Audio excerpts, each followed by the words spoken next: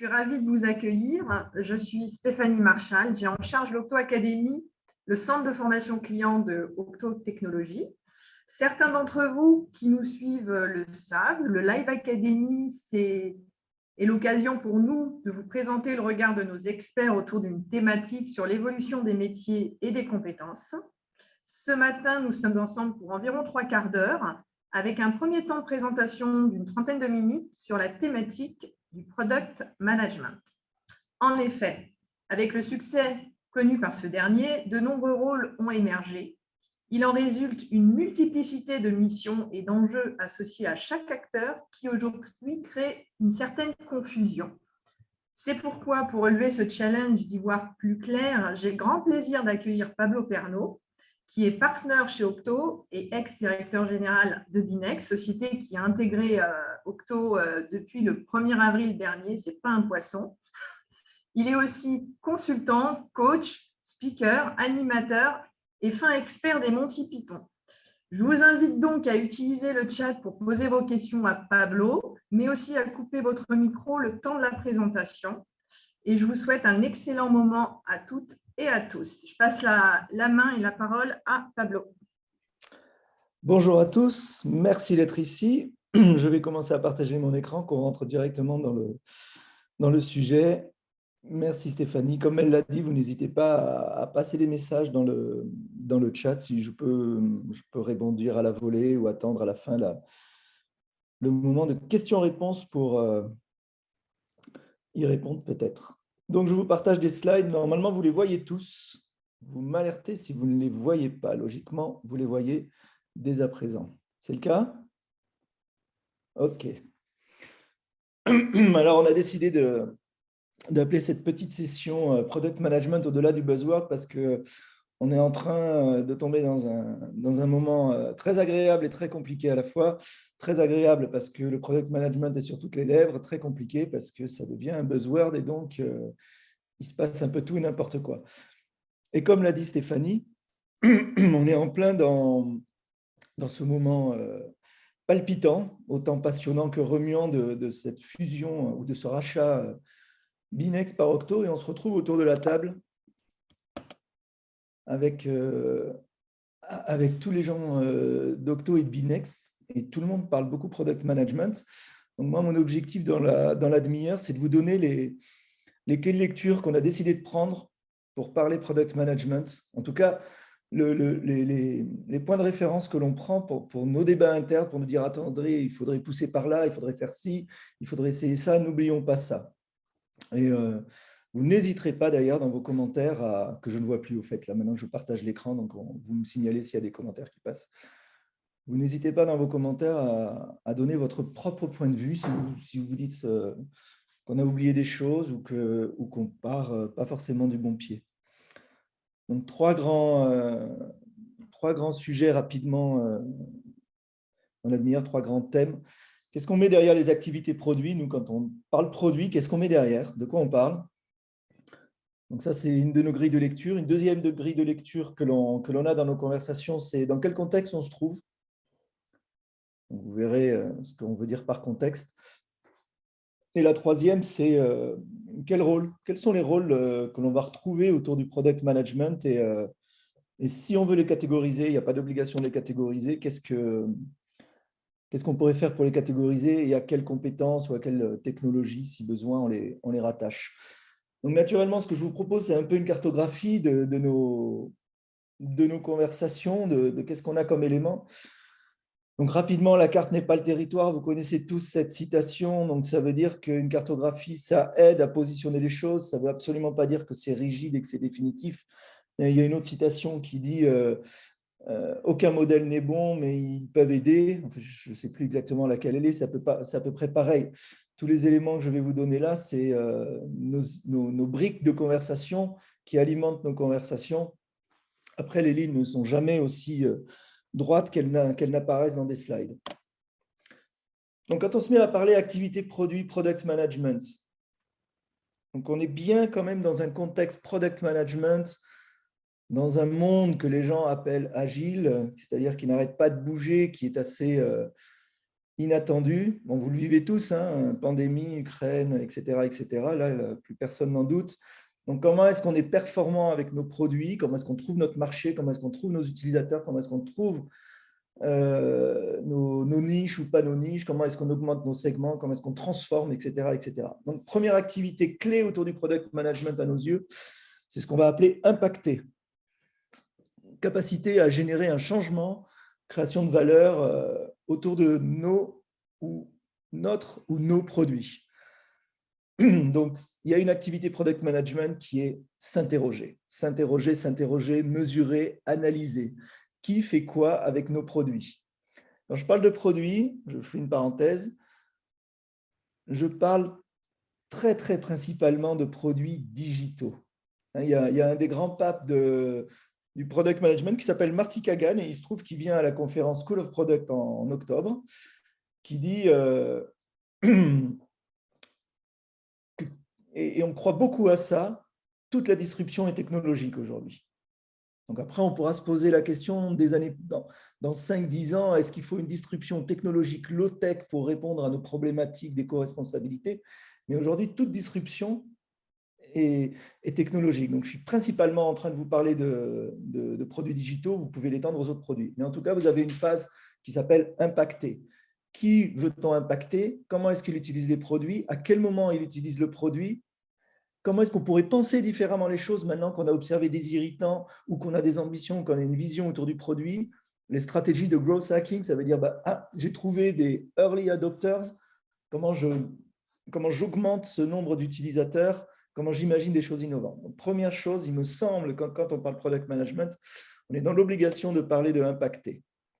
Toute cette zone en amont et en aval d'observation, d'analyse, d'idéation sur qu'est-ce qu'on veut, pourquoi on le veut, qui fait quoi, comment. Tiens, on a fait ça, on l'a mis dans les mains de nos utilisateurs et finalement, ça devient ça. Pourquoi, etc., etc., etc. Ça, c'est clé. La deuxième zone qui est clé, mais qui est beaucoup, beaucoup, beaucoup, beaucoup plus connue par tout le monde quand on parle product management, c'est fabriquer le produit, dans un sens. Fabriquer, le packager, le délivrer et trouver des solutions, mais ce n'est pas des solutions dans le sens innovation que j'évoquais juste avant, c'est maintenant que l'on sait que l'on veut ça, comment le mettons en musique, comment le mettons en œuvre. Et derrière ça, il y a toujours une notion de gérer le flux. Qu'est-ce que je fabrique, comment je veux. Quand je fabrique, c'est à quel rythme, comment j'associe une fluidité à ma fabrication. Parce qu'on va voir, on se dit beaucoup entre nous, et je pense que c'est quelque chose qui est partagé, très partagé, la fluidité égale la qualité. Okay. Donc, première partie, impacter, deuxième partie, délivrer. Ça, c'est nos deux gros premiers éléments de conversation autour des activités produits. La troisième, c'est l'organisation autour de tout ça. Donc, vous avez tout ce qui est interrogation sur pourquoi on fait ça, qu'est-ce qu'on fait, qu'est-ce qu'on pourrait faire, comment on fait pour le mesurer, finalement, comment c'est utilisé et ce qu'on s'est dit qu'on allait faire, la stratégie qu'on s'est donnée, comment est-ce qu'on la fabrique tactiquement sur le terrain, comment est-ce qu'on trouve des options de solutions, comment est-ce qu'on traite notre flux de fabrication. Et tout ça est un peu chapeauté par une troisième grande activité à nos yeux qui est organisée. Donc, justement, là, tout à l'heure, j'ai utilisé comment je mets en musique, c'est encore plus vrai là. Comment est-ce que je mets en musique tout cela? Comment est-ce que je fais mon organisation d'équipe pour fabriquer ce que je souhaite organiser? Comment est-ce que je pense finalement mes cycles de vie différemment? Vous savez, il y a une grande bascule qui est entre le projet et le produit. Avant, on voulait… il y a un cycle de vie qui est très différent entre fabriquer une chose qui commence et qui finit et un produit qui finalement a un cycle de vie beaucoup plus long. Et il y a des entrants, des sortants concernant ce produit, mais c'est très différent. L'entretien d'un portefeuille produit, dès que je ne suis pas limité à un produit, qu'il y en a plusieurs, qui je mets en avant, pourquoi je le mets en avant, quelle est la granularité sur laquelle je travaille, comment j'opère la conduite du changement quand tout d'un coup je bascule d'une approche projet à produit ou quand tout d'un coup je dis tiens, je vais organiser mes équipes différemment ou quand j'organise la conduite du changement presque pour penser peut-être les équipes qui délivrent le produit, si je vais au-delà des équipes informatiques dans les boutiques ou autres, je ne sais pas, il y a plein de cas de figure. Donc, quand on a des conversations dans ce groupe Culture Produit, qui s'appelle Culture Produit au sein d'Octo, qui gravite tout ce qui est autour du produit, Et les produits digitaux, comme je vous disais, on parle de disruption technologique, donc c'est très important. On a 3 grands sujets, c'est la partie donc impactée, la partie délivrée et la partie organisée. Il me semble, vous qui êtes là ce matin, que vous ne pouvez pas faire l'économie d'aucune de ces activités. Je ne vois pas, il faudrait regarder votre équilibre. Je ne dis pas qu'elles sont forcément équilibrées, ça va dépendre du contexte où vous êtes. On va passer au contexte. Et vous ne pouvez pas parler d'un produit. Il me semble aujourd'hui, ça serait prendre un risque de ne pas évoquer une de ces 3 activités-là. Tout à l'heure, je vous ai dit les produits sont des produits digitaux. On continue. Il pourrait y avoir pas de souci. Les produits digitaux, ils peuvent rencontrer plein de formes qui sont vraiment un produit lui-même, comme ça peut être un service digital. Il peut y avoir plein de gestion de produits autour. Il n'y a pas forcément de limite. Donc, je remets un point avec ce slide sur quelque chose qui me paraît important. Trop souvent, le produit, on l'associe avec on le fabrique. Et là, c'est on le fabrique, c'est le point orange que j'ai évoqué précédemment dans Délivrer. Le point orange, il est important, mais il n'a pas vraiment de sens si vous n'avez pas le rond bleu autour. Qu'est-ce que vous êtes en train de fabriquer? Pourquoi vous êtes en train de fabriquer? Qu'est-ce qui se passe quand vous l'avez fabriqué et que vous l'avez mis dans les mains de vos utilisateurs? Est-ce que ça répond à vos attentes? Est-ce que finalement, les utilisateurs le détournent? Est-ce que vous trouvez d'autres espaces dans lesquels votre produit va être utile et finalement, ce n'est pas les irritants peut-être pour lesquels vous l'avez fabriqué auxquels il répond? Et donc, quand je disais que vous pouvez aller au-delà du produit, ça peut être un service. Le service, finalement, il est détourné pour autre chose, etc. Mais là, dans ce slide, ce que je veux mettre en évidence, c'est que délivrer est une partie fondamentale, mais elle n'a de sens que si elle est problématique d'impact autour. Et donc, sous impacté, vous avez vu qu'il y a tout ce qui est analyse, stratégie, recherche, idéation, etc., etc. Et de même, on rajouterait encore autour quelque chose qui est essentiel. Tout ça ne va fonctionner que si vous savez articuler tout ça. Et donc, la notion d'organisation autour de cet impact et de se délivrer est le chapeaute. Vous allez pouvoir mettre tout ça en musique si vous pensez votre organisation pour mettre tout cela en musique. Maintenant, je vais vous parler des contextes produits dans lesquels on en discute. Donc, voilà, dans nos discussions, fort impact, fort delivery, fort organisation, où est-ce qu'on a besoin de travailler? Est-ce qu'on n'a pas des manques ou des absences dans certains domaines? Comment on répond à chacun de ces domaines? Et après, on se pose des questions de cartographie des contextes dans lesquels on intervient et où est-ce qu'on va devoir aussi appuyer les sujets. Donc, il y a un premier contexte que tout le monde peut avoir facilement en tête, qui sont les pure players. Donc, ça, c'est les startups ou les scale-up. Donc là, leur sujet, c'est d'avoir un impact fort sur leurs produits. Elles ont besoin de montrer que leur produit est important et qu'ils trouvent sa cible, et qu'il est utile, et qu'il trouve ses utilisateurs. D'accord? Donc lui, son point numéro 1, c'est d'être sûr d'avoir un impact. Donc son point clé, c'est une optimisation radicale pour optimiser. On va voir ce que ça veut dire après, mais ça veut dire que, mais je vous donne la réponse qui me semble d'ores et déjà la plus importante, c'est qu'il y a une hétérogénéité très très forte au sein des équipes, autant ceux qui fabriquent que ceux qui font des recherches, que ceux qui délivrent, que ceux qui pensent la forme que le font, parce qu'ils ont besoin d'une très grande réactivité, d'observer de très près ce qui se passe, parce qu'ils sont en train de chercher leur public dans un certain sens, d'accord, de prouver qu'ils amènent de la valeur et trouver leurs utilisateurs. Quand on est confronté à une startup, ou on n'est pas confronté, c'est un terme qui peut être compliqué, quand on travaille et qu'on accompagne une startup ou une scale-up, la question qu'il faut qu'elle garde en tête, ce contexte produit à nos yeux, c'est au moment où elle va se mettre à réussir, à prendre de l'espace, une certaine taille, à monter en puissance, elle va sortir de ce focus impact, valider mon marché, à pérenniser, soutenir. Et c'est là qu'elle va passer dans un contexte qu'on va beaucoup plus appeler Digital Factory, et où finalement l'impact va être très important, mais il va être aussi équilibré par le flux, la capacité à délivrer régulièrement, à délivrer de la qualité et à soutenir finalement l'espace qu'il a trouvé. Donc ça, c'est le deuxième contexte dans lequel on intervient pas mal. Donc ça, là, pour le coup, ce sont pas forcément des plus grosses entités, mais généralement, c'est des entités assez costauds qui appartiennent à des grandes structures qu'on va appeler Digital Factory. Dans ce contexte, on est avec des entreprises qui ont fait une bascule qui normalement est très importante, et normalement ils l'ont réalisée.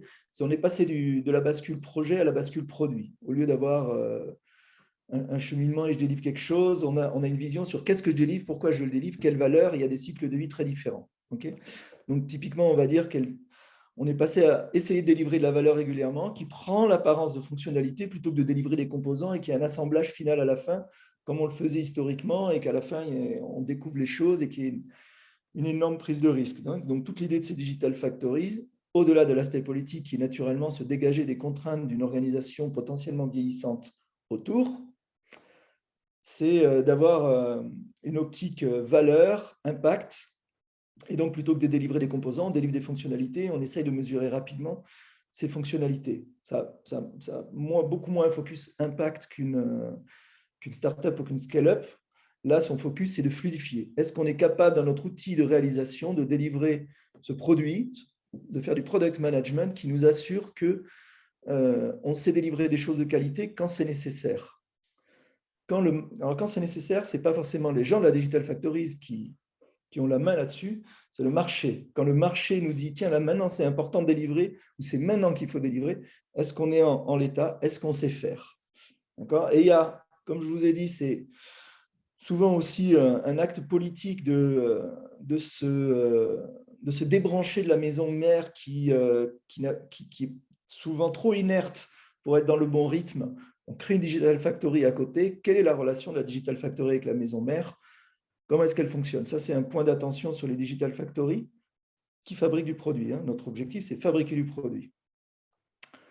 Un des petits risques sur les Digital Factories, à mes yeux, alors là, je ne sais pas si ça s'étend à tout notre groupe de réflexion culture produit au sein d'Octo, mais un des risques, ça serait de vouloir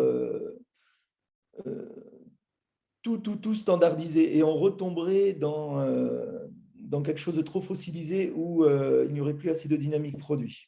On pourra en parler dans la conversation après si vous voulez. Et quelque chose de beaucoup plus traditionnel et qui porte bien son nom, c'est toutes les structures assez classiques qui ont plus de 20 ans. Moi, j'aime bien dire plus de 20 ans. J'ai l'impression qu'il s'est passé un truc avant et après, il y a 20 ans. Et donc là, on est dans cette conversation fondamentale qui est il faut arrêter de parler projet, il faut parler produit. Donc, par les projets, j'ai délivré, on m'a envoyé un cahier des charges, je l'ai délivré dans les temps et heures. Par les produits, qu'est-ce que je délivre? Pourquoi je le délivre? Quel est mon produit? Je n'ai pas quelque chose qui démarre et qui finit, j'ai un produit. Donc, le cycle de vie est très différent. Et donc, cette bascule valeur, quelle valeur je veux créer? L'orientation de toutes ces conversations, c'est ça le sujet de traditionnel. Donc là, ça s'ouvre à plein de scénarios très, très différents. Donc, les points clés, c'est comment est-ce qu'on aborde le rythme de cette bascule dans les conversations. Et les conversations vont amener des organisations produits différentes selon les contextes. Donc là, il n'y a pas de passage frontière ou de point clé particulier. Moi, j'aime beaucoup… Il faut que je regarde le temps. Oui, ça va. Oui, ça va. Moi, j'aime beaucoup un modèle qui s'appelle Agile Fluency. Donc, tous les modèles aucun modèle n'est bon, mais certains sont utiles, rappelez-vous. Ça, c'est un truc qui vient de coachs américains qui ont commencé à regarder un peu tout ce qui se passait dans ce monde agile. L'agilité n'est pas l'objectif. L'objectif, c'est de délivrer de la valeur. Il se trouve qu'avec toute cette approche agile, on est performant dans ce monde dans lequel on existe, dans lequel nous vivons, pardon pour cette phrase un peu bizarre. Et ce modèle Agile Fluency, il nous dit, en fait, il y a une grande bascule, et ça marche très bien pour nos conversations produits. Il y a une grande bascule, et il y a 3 types d'organisations derrière qui se dessinent. Il y a 3 types d'objectifs. La grande bascule, c'est ce focus valeur. On a arrêté de parler projet, on parle valeur. Donc, on a mis du sens. On parle d'un produit. Okay, qu'est-ce qui finalement… Donc, ça ne s'arrête pas à « je l'ai délivré ». Je l'ai fabriqué, je le mets en production. Comment est-il attrapé par mes utilisateurs? Comment les gens l'utilisent? Qu'est-ce qu'ils utilisent? Pourquoi ils l'utilisent? OK, donc maintenant, j'ai une nouvelle boucle qui recommence. Maintenant, on va pouvoir rajouter ça ou on va enlever ça. Et donc, on s'interroge sur de la valeur. Donc, ce n'est pas quelque chose qui est au sein de l'organisation, C'est quelque chose qui est à l'extérieur de l'organisation que l'on a provoqué, un changement qu'on a provoqué à l'extérieur. Vous comprenez, on ne compte pas le nombre de fonctionnalités qu'on délivre, on s'en fout. On ne compte pas le nombre ou la durée ou le budget. C'est pas ça qui est… Je ne dis pas que ce n'est pas important, mais ce n'est pas ça notre objectif. Notre objectif, c'est quelle valeur on amène, qu'est-ce qu'on a déclenché, quel changement on a provoqué, quelle rupture a été provoquée. Donc, on a cette première bascule très, très importante, fondamentale, qui est est-ce que les conversations sont bien sur la valeur et ne sont pas sur autre chose? Qu'est-ce qui est plus important pour une organisation aujourd'hui que son produit? Rien. Ou alors, il y a de très peu de choses. Alors, il se trouve que derrière, ça amène l'organisation, derrière, ça amène énormément de choses. Mais la question est, est-ce que mon produit a de la valeur et est-ce que je réussis à la générer, cette valeur? Okay. Donc ça, c'est la première grosse bascule. Et après, on a généralement 3 pistes qui s'ouvrent. On a une organisation qui va chercher à optimiser la valeur. C'est ces fameuses organisations, c'est là où on va rattacher les scale-up et les startups, où l'impact est primordial. Ce que je veux, c'est être le premier. Je ne veux pas être le second, je veux être le premier. Et je ne peux pas être le premier si je n'ai pas le product manager ou le product owner avec mon équipe de développement. Les temps de réponse sont trop longs dans les conversations. Les compréhensions se fonctionnent mal s'ils ne sont pas côte à côte. Donc là, les équipes doivent être hétérogènes et avec très forte dynamique. Vous ne pouvez pas venir nous voir et nous dire on veut être le premier si on n'est pas prêt à avoir des équipes ultra dynamiques, donc très rapprochées et très hétérogènes.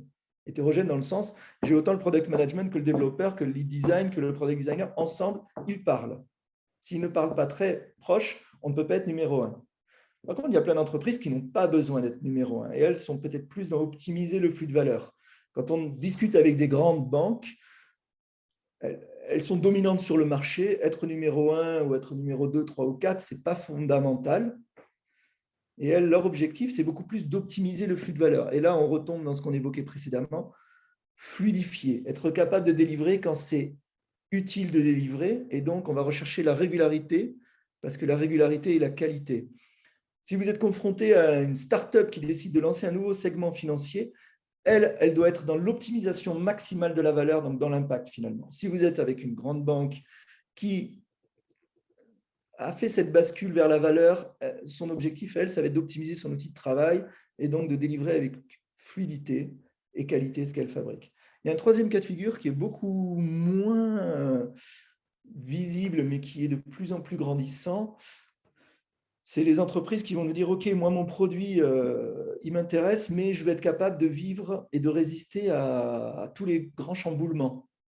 Je vais être résilient. » Ça apparaît de plus en plus parce que vous comprenez qu'avec l'Ukraine ou avec la pandémie, la question se pose de plus en plus. Donc là, on va se poser des questions d'organisation autour du produit pour s'assurer qu'il y ait beaucoup de diversité dans les équipes et dans les solutions amenées. Alors, on citait il y a très longtemps, vous savez, quand on parle du Kevlar, du post-it ou des cordes Elixir, c'est toujours des choses qui ont été, ou du guide Michelin, c'est toujours des choses. Le guide Michelin n'a rien à voir avec la fabrication de pneus, ça a été inventé parce que les personnes se baladaient. Donc, c'est des sortes d'innovations croisées qui se sont produites et qui ont permis de diversifier l'offre et qui ont donné de la résilience à l'organisation. Si vous voulez, c'est un peu ça, optimiser la résilience. Si on s'assure qu'il y ait de la diversité dans les points de vue des équipes autour de notre portfolio produit, on s'assure qu'il y a de l'innovation, des regards croisés. Donc, on plébiscite ça dans l'organisation et ça permet de donner de la résilience. Donc, une approche produit qui est impact d'abord, et une autre qui est qualité de la fluidification et de la régularité du delivery, et une autre qui est optimiser la résilience. Ça permet de nous donner une lecture.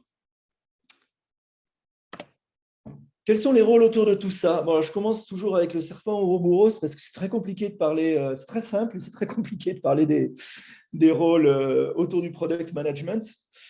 Parce que c'est pareil, on pourrait faire je vais vous proposer après une cartographie rapide, sommaire, on peut en faire une, mais selon vos contextes et même selon la personnalité de chacun des gens qui travaillent sur le produit, ces frontières peuvent rapidement être dépassées. Donc, on se donne un modèle, le modèle est faux, mais il est utile. Et puis, en ce moment, il y a une telle… Rappelez-vous, le product management, c'est vraiment le buzzword. Donc, ça va tellement dans tous les sens que moi, je découvre Chief Product and Technical Officer en ce moment. Je ne connaissais pas du tout ça. Il me semble que c'est un peu incohérent, mais donc, il y a plein de choses qui bougent sur les noms. Pas d'inquiétude. Si je veux quand même faire une découpe pour qu'on se dise là, ça se situe là et là, ça se situe là. C'est un peu un écho à ce que je dis depuis le début. Vous avez une approche qui est très stratégique. Qu'est-ce qui est en train de se passer? Qu'est-ce que j'observe sur les marchés? Qu'est-ce que je décide? Et je vais prendre cette voie-là. Pourquoi je prends cette voie-là? Là, c'est typiquement des choses qu'on va affecter habituellement au product manager ou au lead designer. Donc, ce sont des gens qui prennent de la perspective, qui observent, qui analysent ce qui est en train de se passer en amont et en aval, et dont le rôle est de donner des choix stratégiques. Une stratégie, c'est quoi? C'est à 6 mois, j'aimerais qu'on ait atteint tel segment marché. Voilà comment je le matérialise avec ce chiffre, et voilà les chemins que je pense qu'il serait bon de prendre, ce ne sont que des hypothèses, pour atteindre ma stratégie. Je dis 6 mois, ce n'est pas involontaire de dire 6 mois. Si vous mettrez une stratégie à 2 ans, ça n'a plus trop de sens, c'est plutôt une vision ou une ambition. Et là, c'est quand même, stratégie, ça reste quelque chose quand même d'assez pragmatique. Okay, et là, on va retrouver ce qu'on appelle les product managers et les lead designers. Souvent, la question, c'est entre le product owner et le product manager. D'accord? On va voir le product owner juste après. Il y a un deuxième aspect qui est la tactique. À partir de maintenant, on a des gens qui ont, dans toute cette phase que j'appelais tout à l'heure impact, par exemple, qui est d'analyser ce qui se passe, de regarder, d'observer, de faire de l'idéation, de penser des nouvelles choses et de proposer des cheminements qu'on va appeler critiques dans le sens important, prioritaire. Product manager, product designer. Après, on les met en œuvre. Ça, c'est la tactique. Donc, maintenant qu'on a décidé à peu près des cheminements qu'on prenait, comment est-ce qu'on le fabrique, comment est-ce qu'on avance, comment est-ce qu'on fignole, comment est-ce qu'on délivre, Et là, tout ça, on va retrouver des gens qu'on appelle product owners, qui sont au sein des équipes, ou product designers, pareil, qui sont au sein des équipes. User experience. Alors, user experience, j'en parlerai après rapidement. C'est un terme un peu compliqué parce que ça ne décrit pas un poste, ça décrit un sujet, l'expérience utilisateur, mais par commodité, pendant quelques années, on a beaucoup appelé ça, ça a aussi donné le rôle d'un. Ça a aussi été le nom d'un rôle qui maintenant est en train de basculer sur product designer et qui le définit mieux. Donc, la tactique, si vous voulez, stratégie, je suis le général du haut de ma colline et je balance mes troupes à tel ou tel endroit parce que j'ai décidé de prendre tel pont. C'est le product manager, le lead designer qui participe à cette perspective et à ces indications. Et la troupe elle-même, elle est constituée de profils hétérogènes, comme les product designers, les product owners, qui mettent en œuvre la stratégie. Comme je suis dans un live academy, n'oubliez, donc depuis le début, je vous parle d'agilité. Donc, si vous voulez aborder ces questions-là, il me semble fondamental d'avoir un minima, un vernis qui comprend les tenants et les aboutissants de ce qu'on évoque quand on parle d'agilité, de monde incertain, comment est-ce qu'on fait la gestion des risques là-dessus. Donc, il me semble intéressant de s'intéresser sur tous les sujets qui parlent d'agilité. Et puis derrière, là, je commence à vous mettre des étiquettes dessus, product manager, lead designer, product owner, product designer. Tout ça, vous avez une série de rôles et des outils. On en parlera rapidement après. Et tout ça, normalement, est bien découpé et s'attrape doucement. Je commencerai... Bon, peu importe par où je commence. Laissez les gens commencer par où ils ont envie de commencer. Dans une petite structure, vous pouvez très bien avoir quelqu'un qui vous dit « Moi, je fais autant la tactique que la stratégie. Aucun problème. » D'accord ? Dans une très grande structure, ça se découpe différemment. Dans une très grande structure, on peut avoir aussi de la politique. Et des fois, on a un découpage qui est factice. On a les internes qui se disent product manager et les externes qui disent product owner. Okay ? Des fois, ça peut bien tomber, des fois, ça peut être complètement factice. Chez nous, j'ai quelqu'un qui s'appelle Nils et qui nous dit la différence entre un product owner et un product manager, c'est l'ego, c'est tout. Des fois, c'est vrai.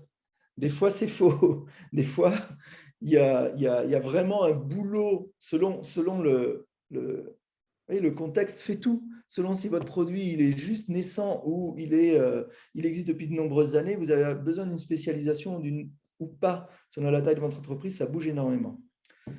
Troisième volet, c'est le coaching facilitation. Ne jamais oublier qu'à partir du moment où on est au milieu des équipes, au-delà de l'expertise elle-même que l'on a, il y a un besoin de facilitation.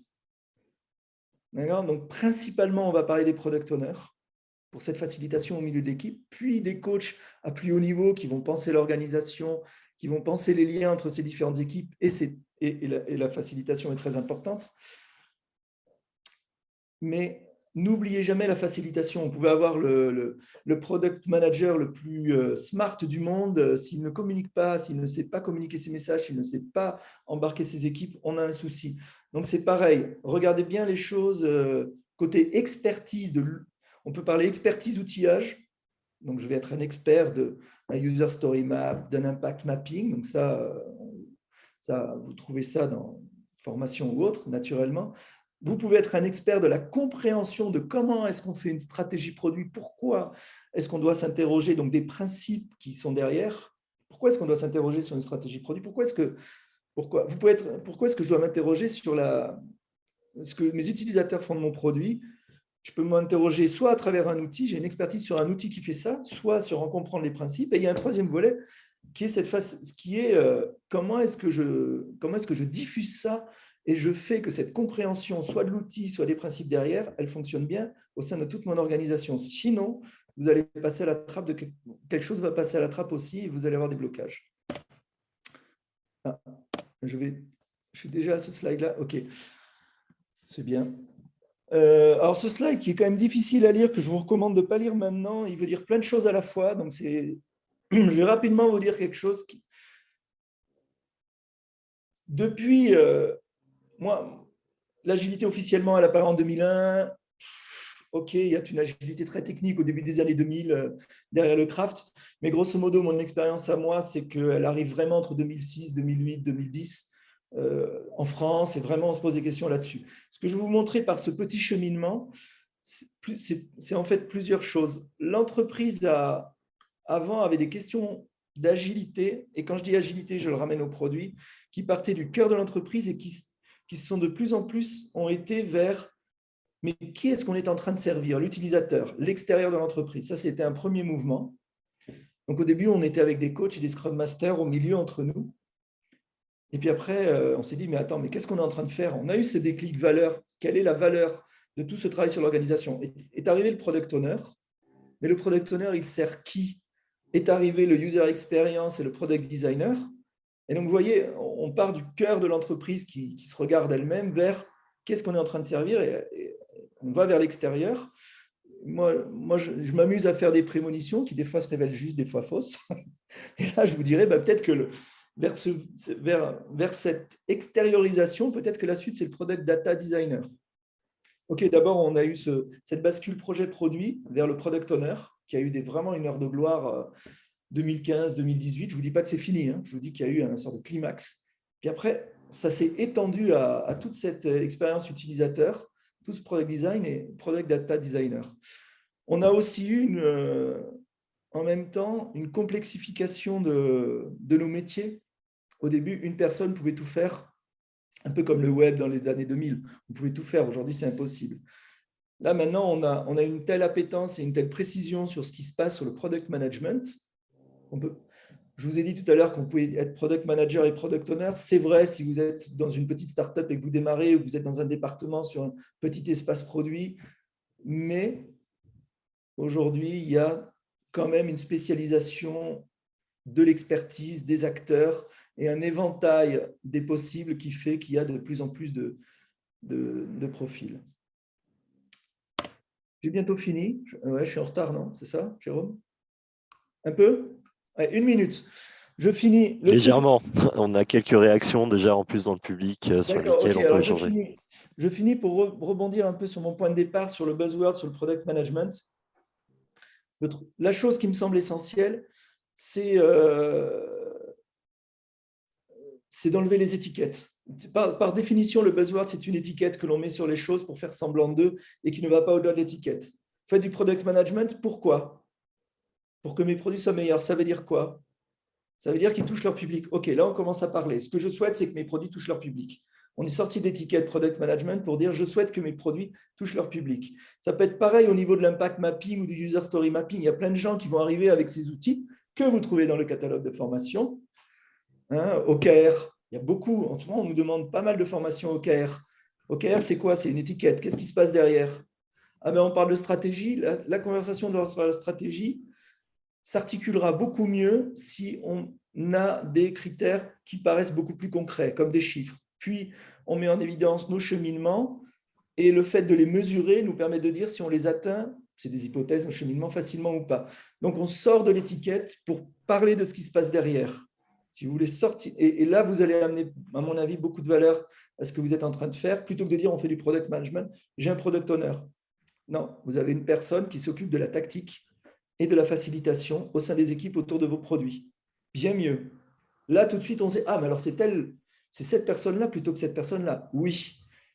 Mais qui est-ce qui est en train de s'interroger sur ce que veut le marché, ce que font les utilisateurs et qui est-ce qui est en train de s'interroger sur comment on crée une disruption plutôt que de dire j'ai des product managers. Là, on a les vrais sujets qui arrivent.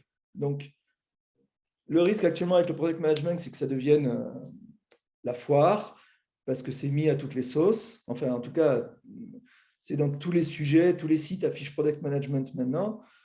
La sécurisation de ça, c'est ne parlez pas forcément, aller au-delà d'étiquettes et au lieu d'utiliser des mots-clés tout faits qui sont des étiquettes, parlez de ce qui se cache derrière, vous allez avoir des conversations très différentes qui vous ramèneront beaucoup plus vers les bonnes réponses du product management. Voilà, question-réponse. J'enlève ma partage d'écran, comme ça j'ai vos dialogues. Eh ben, merci beaucoup, Pablo. Alors, on a eu en effet quelques réactions dans le chat. Moi, j'inviterais ceux qui ont pu saisir quelques questions ou remarques de prendre la parole s'ils le souhaitent. On a Henri qui a précisé, qui demandait, mais je pense que tu as répondu à la question, quoique je ne sais pas si Henri veut prendre la parole. J'avais posé une question sur produit versus projet, mais vous en avez parlé. J'avais une autre question sur dans la manière dont vous avez présenté le focus sur la valeur ou sur le flux de la valeur ou sur la résilience. Oui. Ça donnait l'impression qu'il fallait faire le choix un petit peu de la... Est-ce que pour vous, c'est des choses un peu exclusives ou est-ce qu'il y a un moyen de concilier les trois? Alors, je réponds aux deux questions malgré tout. Donc, la différence projet-produit, je pense que je l'ai évoqué. Par contre, dans nos conversations, même au sein d'Octo, et c'est tout à fait normal, on a toujours une vision jusqu'où va le produit ou pas. Il y en a certains qui veulent le réduire à un produit qui se matérialise dans un certain sens. Et d'autres, ben non, je pourrais très bien dire que l'organisation RH de Octo est notre produit. D'accord? Donc, ce n'est pas grave d'avoir des frontières molles. Ensuite, sur Agile Fluency, que j'ai utilisé dans ma présentation, il y a un truc qui est très intéressant dans ce modèle. Tu pourras avoir les trois, mais ça peut te coûter beaucoup d'investissement. Normalement, il y a quand même une tendance à aller vers l'un ou l'autre des trois. Par contre, il y a le premier chemin qui est quasi obligatoire, c'est de basculer dans cette conversation valeur. Et après c'est un bon modèle à aller piocher dedans. Vous pourriez avoir les trois, mais ça vous demande un gros investissement. Est-ce que le jeu en vaut la chandelle? Je pense dans de très, très, très, très rares cas. Donc, généralement, par contre, on n'est pas obligé de se dire toute mon organisation va vers fluidifier la valeur. On pourrait très bien envisager que vous avez tous ces départements qui vont vers fluidifier la valeur est plus importante que l'impact. Par contre, vous créez trois départements dont le focus numéro 1 est un impact fort parce que vous avez besoin de découvrir des nouveaux marchés dans des nouveaux segments. Mais là, votre organisation produit sera différente si vous voulez… Enfin, il me semble que votre organisation produit sera différente pour avoir un impact très fort. Donc, vous pourriez avoir les trois, mais ça va vous coûter beaucoup d'investissement. Et il y a toujours un trade-off entre investissement et valeur dans nos conversations produits ou agiles. Et généralement, si vous cherchez les trois, ça me semble illusoire. Je n'en connais pas en tout cas. Ok, merci. Merci Henri. Les trois en même temps. Les trois, pardon. Attends, les trois à différents endroits de l'organisation, oui, mais pas les trois en même temps au même endroit. Ok. Alors, je ne sais pas si Nicolas Bonavent est toujours avec nous. Nicolas posait des questions sur rôle, métier, différence entre PO égale rôle dans Scrum. Ce n'est pas un métier pour citer Marty. Je ne sais pas si ça te fait réagir, Pablo. Oui, je suis là. Effectivement, non, je faisais l'allusion effectivement que PO, c'est un rôle dans Scrum. Hein, pour citer Marty Kagan qui avait déjà été cité précédemment. C'est vrai que je suis toujours un peu mal à l'aise entre la répartition PO-PM, hein, j'ai mis un petit speech un peu plus bas, dans lequel il y aurait des PO qui seraient effectivement soit uniquement sur la partie tactique et pas vraiment sur la partie stratégie. Je ne dis pas que c'est votre propos, hein, mais en tout cas, c'est ce qu'on peut constater parfois dans les meet-up, choses comme ça. Au final, il y a des delivery managers et des gens qui font donc les PO et des PM qui sont un peu des chefs, on va dire, et qui amènent des choses très prescriptives. Nicolas, vous avez compris que ce n'était pas mon propos. Non, mais c'était juste une remarque. Hein. On me donne la parole. C'était pas une question. Non, j'ai bien compris que c'était pas votre propos. Mais voilà, c'était uniquement une remarque, bien sûr. Voilà. Après c'est toujours des questions compliquées parce que on imagine que ces problématiques de sectorisation et de découpage clair des rôles répondent à des besoins de sécurisation de l'organisation qui est en train de se transformer. Qu'est-ce que je deviens? Quelle étiquette j'ai? Quel parcours carrière j'ai? Donc tout ça, c'est… et de faire le choix de les donner, de ne pas forcément donner les bonnes, ou de dire tous ces gens-là deviennent des product owners et tous ces gens-là deviennent des product managers, et la réalité nécessairement n'est pas la bonne, n'est pas la même. En tout cas, il y a beaucoup moins de rigueur dans les règles. C'est qu'on est probablement au milieu d'une transformation, et d'un côté, c'est pratique parce que ça rassure les gens, de l'autre côté, c'est pas bien parce que ça induit une dette. C'est-à-dire qu'après, il va falloir expliquer que non, finalement, les barrières ne sont pas si claires. Il peut y avoir des choses très différentes qui se produisent. Donc, en même temps, ça nous aide. Moi, je dis beaucoup que c'est comme un plâtre quand on s'est cassé la jambe. Quand vous êtes cassé la jambe, il faut mettre un plâtre. Il faut juste penser à l'enlever au bout d'un moment, parce que ça aide, mais que pendant un temps. Donc oui, ces barrières, il ne faudrait pas qu'elles soient figées. Il ne faudrait pas qu'il y ait d'automatisme. Tel rôle devient product manager, tel rôle devient lead designer, tel rôle devient… Il faudrait que ce soit beaucoup plus perméable, mais ça demande une maturité organisationnelle qui n'est pas là aujourd'hui et qui n'est pas globalement là. Hein. Il y a plein d'endroits où ça se passe très bien, où les gens déroulent. Et le buzzword sur le product management qui est en train de grossir ne va pas forcément nous aider. On peut aussi le voir comme quelque chose de très bien. Tout le monde se met à parler product management. Mais on est d'accord, Nicolas. Merci beaucoup. Alors, merci à Nicolas, en tout cas, pour ces éléments. Est-ce que d'autres personnes souhaiteraient profiter de la présence de Pablo pour lui poser des questions, le challenger? Il adore ça, alors allez-y.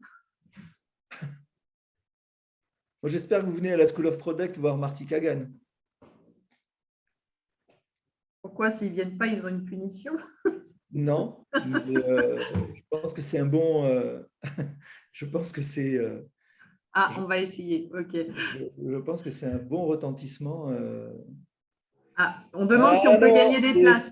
Donc, en fait, la vraie question, c'est est-ce que vous avez trouvé l'indice dans le fond d'écran de Pablo? C'est Dragos Reptate qui a ce pouvoir, ce n'est pas moi.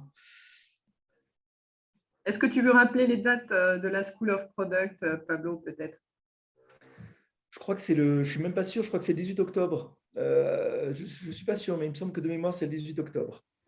Ok, très bien. Alors, je n'ai pas l'impression qu'on ait d'autres questions. Si c'est le cas, on vous invite évidemment à consulter le site octo.academy où vous retrouverez notamment notre domaine sur le product management et les formations qui sont présentées, mais aussi nos formations agiles et lean. Globalement, vous recevrez, je pense que c'est après ce Live Academy, un lien avec une enquête de satisfaction que Jérôme va vous transmettre. On a enregistré cette présentation, donc il y aura un compte rendu et une vidéo qui sera publiée sur nos différents supports de communication. Et donc, on aura le plaisir de vous les envoyer pour que vous puissiez éventuellement les partager à d'autres si vous le souhaitez. Alors, je peux réagir sur un commentaire que je vois de Xavier. Vas-y, je t'en prie. Le product owner ou chef de projet digital? Non. C'est un faux semblant, ou à mon avis, un mauvais point de départ que d'associer le product owner au chef de projet digital. C'est bien le problème que l'on a eu en 2015-2017. le product owner, son sujet, c'est la valeur de son produit.